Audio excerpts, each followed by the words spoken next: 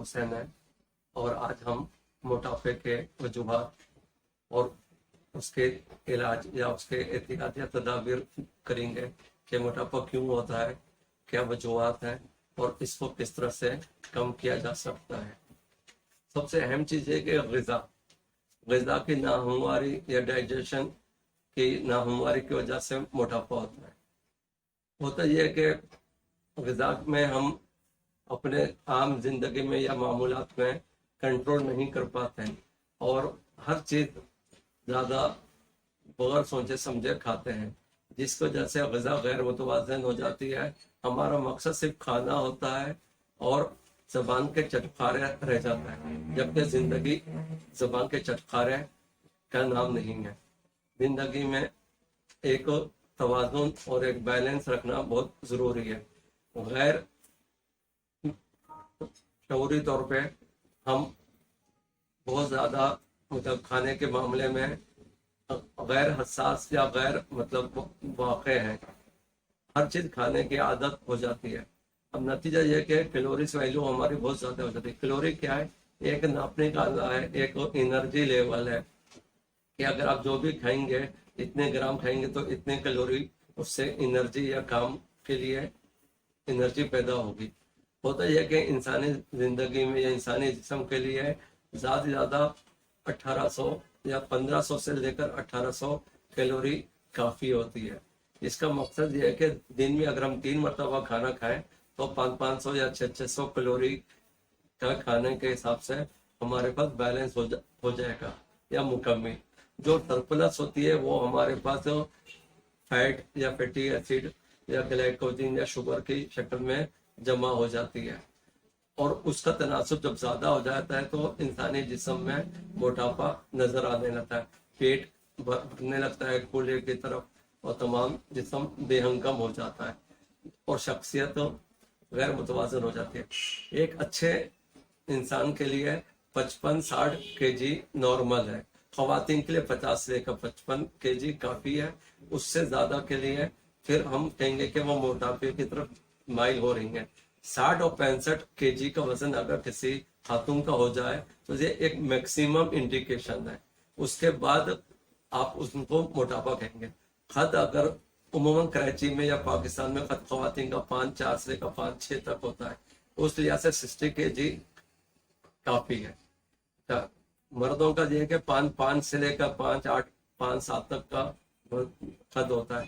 اس خط کے لحاظ سے 60-65 کے جی صحیح ہے، یعنی کہ مردوں میں 10 کے جی تک کی مزید گنجائش ہے، کیونکہ خط تھوڑا سا لمبا ہوتا ہے۔ جتنا خط چھوٹا ہوگا تو موٹاپا زیادہ نمایاں نظر آتا ہے اور وہ دیکھنے میں زیادہ موٹے نظر آنے لگتے ہیں۔ اچھا، اب ہوتا کیا ہے کہ کیلوری ویلیو کے لیے ہمیں کیلوری کو کنٹرول کرنا ہوگا۔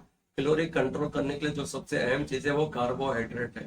کاربوہائیڈریٹ سے مراد دال، چاول، روٹی، آٹا وغیرہ۔ اچھا، یہ چیز بہت جلدی کوئی ایسیمولیٹ ہو جاتی ہے، مطلب جلدی ہضم ہو جاتی ہے۔ جب جلدی ہضم ہو جاتی ہے تو جسم پہ جلدی اس کے اثرات نمایاں ہو جاتا ہے۔ اس کے مقابلے میں پروٹین یعنی کہ گوشت اور فیٹ مطلب چربی، گھی، تیل، یہ دیر سے ہضم ہوتے ہیں، نتیجہ کہ یہ دیر تک جسم میں رہتا ہے۔ تو کوشش یہ کرنی چاہیے کہ کاربوہائیڈریٹ کا تناسب ہم کم کر دیں۔ مثلا ہم 3 روٹی کھاتے ہیں تو کوشش کریں گے 2 روٹی کھائیں، اگر ہم 2 روٹی کھاتے ہیں تو کوشش کریں گے 1 روٹی کھائیں۔ اس طرح سے کاربوہائیڈریٹ 300-400-500 گرام کم ہو سکتے ہیں، ہمارے جسم میں کیلوریز کم کر سکتے ہیں۔ اچھا، اسی طرح سے جو سب سے حیرت انگیز بات ہے یا جو سب سے زیادہ غیر متوازن رویہ ہمارے ہے کہ ہم گوشت خور ہیں، بہت زیادہ گوشت کھانا چاہتے ہیں، اور دعوتوں میں تو ہم اپنا پیٹ سمجھتے ہی نہیں، دوسرے کا پیٹ سمجھتے ہیں، دوسرے کی دعوت سمجھتے ہیں اور دوسرے کا پیسہ۔ نتیجہ یہ ہے کہ آدھا کلو تک کا گوشت کھاتے ہیں، یعنی کہ 4 بوٹی 6 بوٹی چکن بھی کھا رہے ہیں، مرغ آپ کرائی گوشت بھی کھا رہے ہیں، گوشت کا سالن بھی کھا رہے ہیں، بریانی بھی کھا رہے ہیں۔ نتیجہ یہ کہ بدہضمی الگ ہوتی ہے، تیزابیت الگ ہوتی ہے، اور اس کے ساتھ ساتھ کیلوری ویلیو آپ 2000 کے بجائے 2500-3000 تک کھا لیتے ہیں۔ انسانی صحت کے لیے ایک عام انسان کو 1 چھٹانگ گوشت دن بھر کے لیے کافی ہے۔ آپ زیادہ سے زیادہ آدھا پاؤ کھا لیں، یعنی کہ 100 گرام کھا لیں. 100 گرام کا مطلب 2 بوٹیاں یا 3 بوٹیاں، یعنی کہ آپ دوپہر میں 2 بوٹیاں کھا لیں تو رات میں ضرورت نہیں ہے. اگر رات میں آپ 2 بوٹیاں کھا لیتے ہیں تو دوپہر میں ضرورت نہیں ہے. اگر آپ رات میں اور دن میں 2 بوٹیاں کھا لیتے ہیں وہ بھی آپ کے صحت کے لیے کافی ہے. یعنی کہ جو پروٹین چاہیے اینیمل پروٹین وہ ان 2 بوٹیوں سے حاصل ہو جاتی. لیکن ہم 1 کوارٹر مرغے کھاتے ہیں. 1 کوارٹر مرغے کا مطلب 250 گرام گوشت، جبکہ آپ کو 100 گرام گوشت کی ضرورت ہوتی ہے. 1 بروس ہمیشہ کوارٹر 250 گرام، جبکہ آپ کو صرف چاہیے 50 سے لے کر 100 گرام.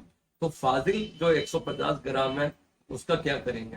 اسی طرح سے 1 ٹکا 250 گرام کا ہوتا ہے.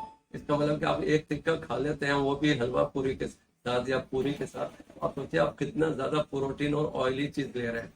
نتیجہ ہے کہ آپ 2500 اور 3000 کیلوری پہ چلے جاتے ہیں. وہ ساری چیزیں سرپلس ہوتی ہیں. اچھا جوانی میں چونکہ بھاگ دوڑ کرتے ہیں، اسکول جاتے ہیں، کالج جاتے ہیں، یونیورسٹی جاتے ہیں، گھر کے کام کاج کرتے ہیں، وہ محسوس نہیں ہوتا.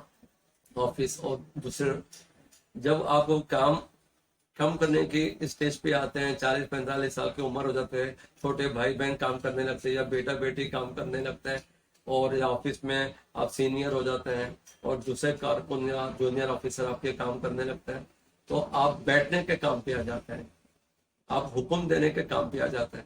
تو جب بیٹھنا اور حکم دینے کا کام شروع ہو جاتا ہے تو جسم کے اندر تبدیلی ہونے لگتی ہے، اور بیٹھنے سے پھر پیٹ نکلنے لگتا ہے. تو پیٹ یا موٹاپا کم کرنے کے 3-4 اہم باتوں میں یا اصول یہ ہے کہ آپ اپنی غذا کو کنٹرول کریں، پروٹین کم کیجیے، کاربوہائیڈریٹ کم کیجیے، غیر ضروری کھانا نہیں کھائیں. بلکہ اب تو سائنس یہ کہتی ہے کہ 3 وقت کے بجائے 5 وقت کا کھانا کھائیے. یعنی کہ بجائے زیادہ ہائی ٹیک لینے کے بجائے کم کم کر کے 3-4 قسطوں میں کھائیے. یعنی کہ دوپہر میں کھا لیں آپ مناسب، پھر اتنا کھائیے کہ وہ ہضم ہو جائے، پھر شام میں ہلکا سا کوئی اسنیک لے لیں، پھر رات میں ہلکے سے غذا لیں، تاکہ جتنی غذا ہلکی ہوگی وہ ہضم جلدی ہوگی. ہضم ہونے کے بعد اس کو آسانی ہوگی، خون میں شامل ہو گئی، جسم میں خون بنے گا. اچھا دوسری بات یہ ہے کہ معمولات اپنے روٹین سے ہی کریں. بہت سارے لوگ کاہل ہوتے ہیں، گھر کے کام بھی نہیں کرتے ہیں، آفس میں بھی زیادہ کام نہیں کرتے ہیں، تو ان کو ایکسرسائز کی ضرورت پڑتی ہے. ہمارے پاس پاکستان میں یا بڑے صغیر میں ایکسرسائز کا تصور نہیں ہے. اچھا جب سے یہ چھوٹے فلیٹوں کا سسٹم آ گیا ایکسرسائز ہی نہیں ہے. بس فلیٹ میں اترنے چڑھنے کو وہ سمجھتے ہیں کہ بھائی میں اوپر 3 منزل یا 5 منزل چڑھ کر آ گیا یا اتر کر یہ سودا لے آیا، یہ میری انرجی لیول پورا ہو گیا. نہیں، آپ کو شام میں اگر گھر کے قریب کوئی پارک ہے، نہیں ہے تو ویسے بھی ایک یا صبح ناشتے کے بعد یا ناشتے سے پہلے ایک ہلکی سی واک کرنے کی عادت ڈالیں. 10 منٹ سے لے کر 15 منٹ آپ کو چلنا چاہیے. 1 کلومیٹر روزانہ چلنے چاہیے. آج کل چونکہ بس کا مسئلہ ہو گیا، لوگوں کو بس نہیں ملتی، سواری نہیں ملتی، وہ کہتے ہیں کہ ہم بس کے لیے اتنا چل لیتے ہیں، وہی ہمارے لیے کافی ہوتا ہے. وہ غلط طریقہ ہے، کیونکہ وہ جو آپ چلتے ہیں وہ ٹینشن میں چلتے ہیں، بس کے لیے چلتے ہیں، اس کا بھی فرق پڑتا ہے لیکن اتنا نہیں. لیکن صبح کی واک یا شام میں رات میں کھانے کے بعد واک کرنے سے زیادہ بہتری آتی ہے. تو ایک واک یا ایکسرسائز کے لیے وہ واک کرنے کی عادت ڈالیں. دوسرا کھانے میں 25% کھانا کم کھائیں. حضور صلی اللہ علیہ وسلم کی یا طب نبوی کا جب ہم مطالعہ کرتے ہیں تو حضور صلی اللہ علیہ وسلم کی ایک حدیث مبارک ہے کہ کھانے کے 3 حصے کرو. ایک کھانا کھانا چاہیے، ایک پانی کے لیے، اور تیسرا ہوا کے لیے. یعنی کہ معدے کے 3 حصے. اگر ہم کوئی باکس لیتے ہیں یا جوسر لیں، اگر ہم پورا بھر دیں تو آپ مشین چلائیں گے یا مکس کرنا چاہیں گے تو مکس نہیں ہوگا. جب آپ آدھا کریں گے تو کچھ بہتر مکس ہو جائے گا. لیکن اگر اس کو ہم آدھے سے بھی کم مکس ڈالیں گے اور مکس کریں گے تو وہ اچھا مکس ہوگا. امریکہ یورپ میں جتنے بھی نیچرل پیتھی کے اوپر یا نیچرل میڈیسن کے اوپر کام ہو رہا ہے، انہوں نے بھی یہ دیکھا، اور حضور صلی اللہ علیہ وسلم کی اس حدیث کا جب انہوں نے مطالعہ کیا، اس کے اوپر انویسٹیگیشن کی، وہ حیران ہو گئے. اور انہوں نے اس طرح 10 آدمیوں کے گروپس بنائے، اور ایک کو آدھا پیٹ کھلایا، ایک کو آدھے سے کم کھلایا، اور ایک کو منہ بھر تک کھلایا. جب میکسیمم آپ کھاؤ تو دیکھا کہ میکسیمم کھانے میں آنے کو بدہضمی بھی ہوئی، اور اس کو موٹاپا اور جسے بیماریاں السر اور گیس اور جلن وغیرہ ہو گئی.